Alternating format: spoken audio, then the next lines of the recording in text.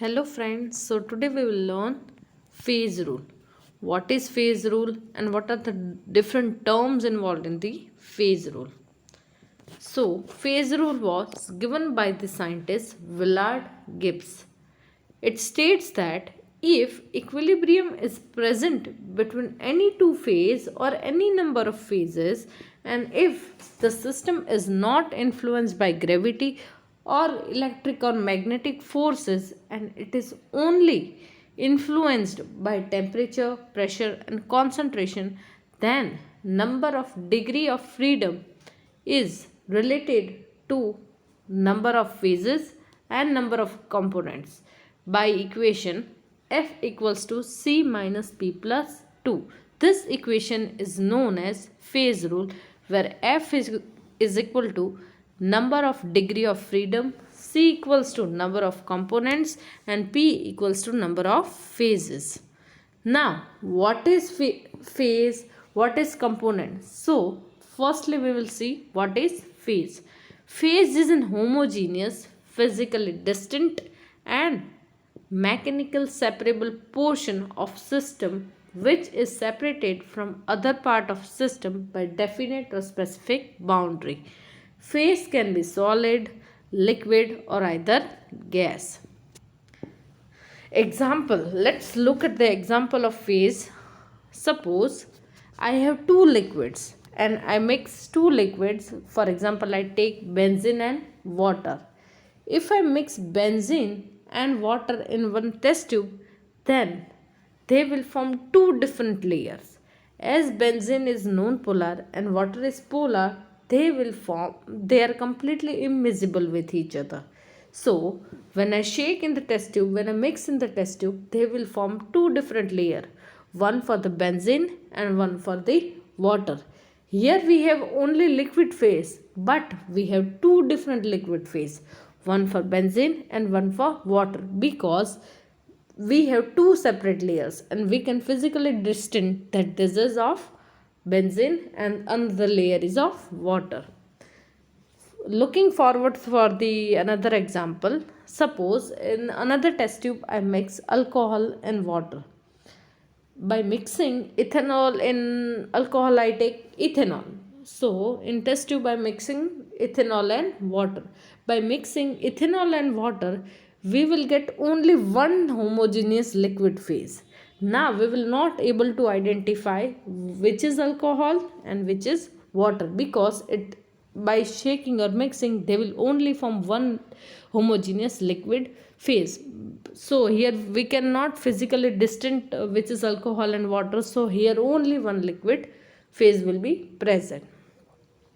For solid, each solid form different phases.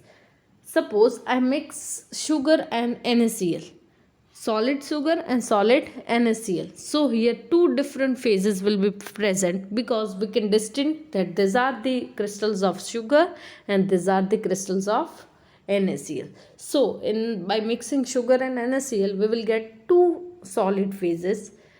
There is second example for sulfur. Sulfur had four different forms: monoclinic, rhombic, liquid and vapor. But monoclinic and rhombic exist in the solid form.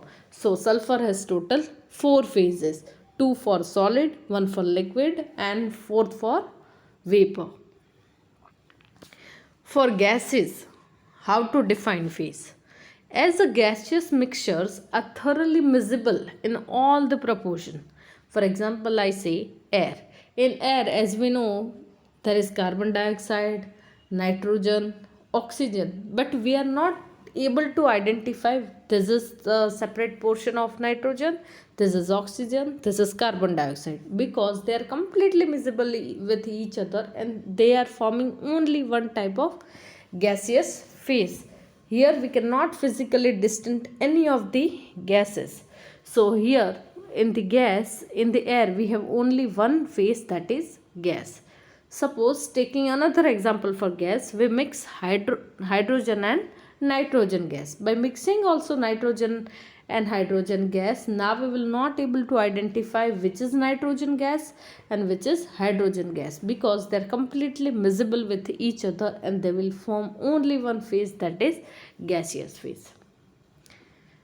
Now, how to calculate phase? Suppose I am having solution of NaCl. I am taking NaCl solid, and in test tube I am taking solvent water. I am mixing NaCl solid in the water. So now, as the NaCl gets soluble in water, it will form a liquid solution, means NaCl solution. Now I will be not able to identify that NaCl crystals or NaCl particles present in the water, because it will form one homogeneous liquid phase. So the solution of NaCl gives us one liquid phase. Looking for the another example, decomposition of calcium carbonate giving calcium oxide and carbon dioxide. This is an equilibrium reaction. It consists of three phases. As I said previously, that the number of solid equals to number of phases. So here two different solid substances are present, that is calcium carbonate and calcium oxide.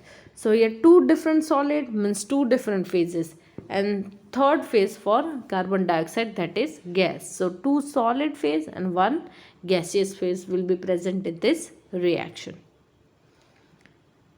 In the equilibrium reaction, in which iron combines with the water vapor giving you iron oxide and hydrogen gas, in this also we have two solids.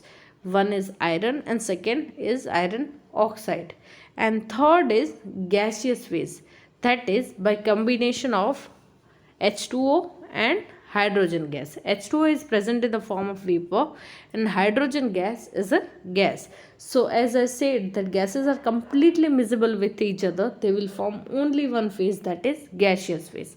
And here as the two different solid are present, so they will give us two different solid phases. So in this reaction we have total three phases, not four. Moving to the another example, the triple point of water consists of three phases. The triple point of a water system is the point, means it is a specific temperature and pressure at which we can see ice, water and water vapor, three in the combination. At that point we can also see ice, we can also see water, and also we can say there is water vapor present. So here at triple point we have three phases. One is solid for the ice, second is liquid for the water, and third is water vapor for the gas. So at the triple point we have three different phases: solid, liquid and gas. So this was calculation of phase and explanation of phase. The number of components and what are the components, how to calculate components will be seen in the next, we will see in the next lecture. So thank you friends.